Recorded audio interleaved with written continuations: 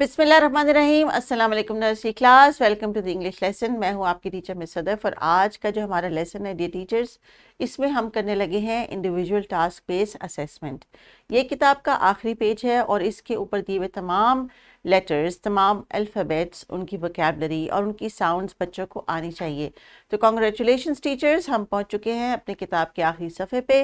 यानी इससे पहले तमाम जितने भी अल्फ़ाबेट्स बच्चों ने सीखे हैं और इस सेट ऑफ पेज के ऊपर जितने भी अल्फ़ाबेट्स दिए गए हैं, आज आपने बच्चों को असेस करना है इन साउंड्स की बेस के ऊपर, इन लेटर्स की बेस के ऊपर, इनकी वोकैबलरी की बेस के ऊपर कि क्या इनको ये वाले सेट ऑफ लेटर्स और साउंड्स याद हो गए हैं, मेमोराइज हो गए हैं। साउंड को देखते ही उसकी आवाज़ बता देते हैं और आवाज़ सुनते ही साउंड का फेस बता देते हैं।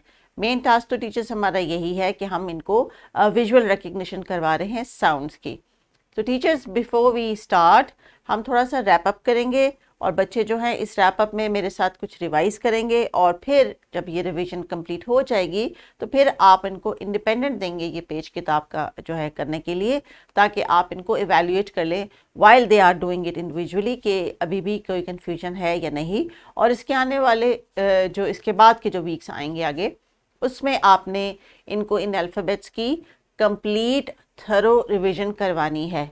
पहले हम एक अल्फ़ाबेट को 2 दिन में या 2 लेसन्स में डिवाइड कर रहे थे, लेकिन अब आप जब रिवीजन करेंगी तो अपने रिवीजन डेज में एक दिन में 2 अल्फ़ाबेट्स को भी कवर कर सकती हैं, डिपेंडिंग कि आपके बच्चे जो हैं वो इतना फिज़िकली और मेंटली डेवलप हो चुके हैं कि आप इस फास्ट पेस पे इनको रिवाइज करवा सकती हैं। तो चलिए बच्चों, मेरे साथ कुछ रिवीजन कर लें ताकि टीचर जब आपको बुक का पेज दें तो उस पर आपकी कोई गलती ना निकले। तो ये देख के बताइए कि ये कौन सा फ्लैश कार्ड है और इस फ्लैश कार्ड के लिए हमने किस साउंड्स की प्रैक्टिस की थी और ये किस अल्फ़ाबेट का है। This is an umbrella and it is a umbrella. Very good. अब आप साइट रीडिंग भी कर सकते हैं, ये आपका साइट वर्ड था। Next is these were flowers for pipe cleaners और इनको हमने क्या किया था, वॉज में लगाया था। सो these umbrella और वॉज के लिए हमने फ्लावर्स बनाए थे। फिर हमने वाटरमेलन पेंट किया था। बॉक्स, एक्स की साउंड के लिए हमने बॉक्स बनाया था। यार्न की मदद से कुछ पॉम पॉम्स बनाए थे, यानी वाई के अल्फाबेट से। और फिर हमने ज की साउंड से जिगजैग बनाए थे फ्लोर के ऊपर और उसके ऊपर हमने वॉक की थी। तो ये तमाम एक्टिविटीज़ टीचर्स जो बच्चों ने की थी और अगर आपने इनसे करवाई हैं तो यकीनन फ्लैश कार्ड देखते ही बच्चों ने आपको बताया होगा कि ये किस अल्फ़ाबेट की है और इसकी क्या साउंड है। चलिए अब अल्फ़ाबेट्स को और साउंड्स को भी एक दफ़ा रिवाइज कर लेते हैं। This is the capital letter U और इसकी साउंड क्या है, वेरी गुड। और is it a 1 stroke or a 2 stroke? It's a 1 stroke letter, yes, going 1 and then stop here. So the arrow is for the directions, teacher. We start from 1 here and that is its sound,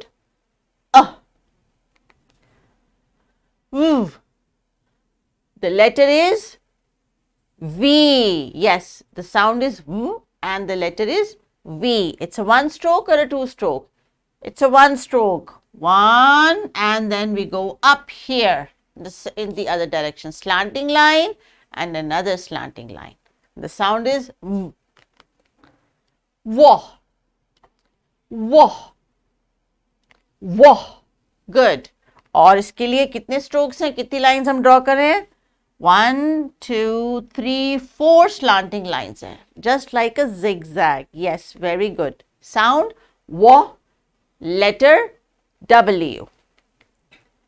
X.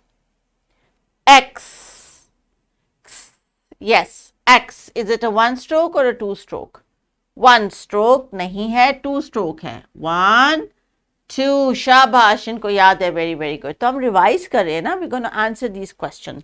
So this is the letter, capital letter X, sound X. Y. This is the capital letter Y and its sound is Y. Y. 1, 2, 3. 3 strokes, and that is its sound. Y. Z. Z. The letter Z. 1, 2, 3. 3 lines but 1 stroke. And the sound is Z. So teachers, now आपका जो alphabet का board है जिसके ऊपर आप तमाम letters लगा रही हैं स्मॉल एंड कैपिटल, उस पे आज आपका ये लास्ट लेटर जो है वो सेट कंप्लीट लग जाना चाहिए. But you will do that when all the children have learn all these sounds. और अब आने वाले नेक्स्ट वीक में यही बोर्ड और यही फ्लैश कार्ड्स जो आप इनसे बनवाती रही हैं एक्टिविटी के लिए, इसको आपने यूज़ करना है along with the flash cards जो वोकैबुलरी आपने इनके साथ डिस्कस की है. चाहे वो फ्लैश कार्ड्स आपने प्रिंट करवा लिए हैं या फ्लैश कार्ड्स आपने सॉफ्ट में अपने पास रखे हुए हैं, जैसे भी आपने इनको अरेंज किया है, अब आपने अगले आने वाले वीक्स में इसी तरह से प्लान करना है.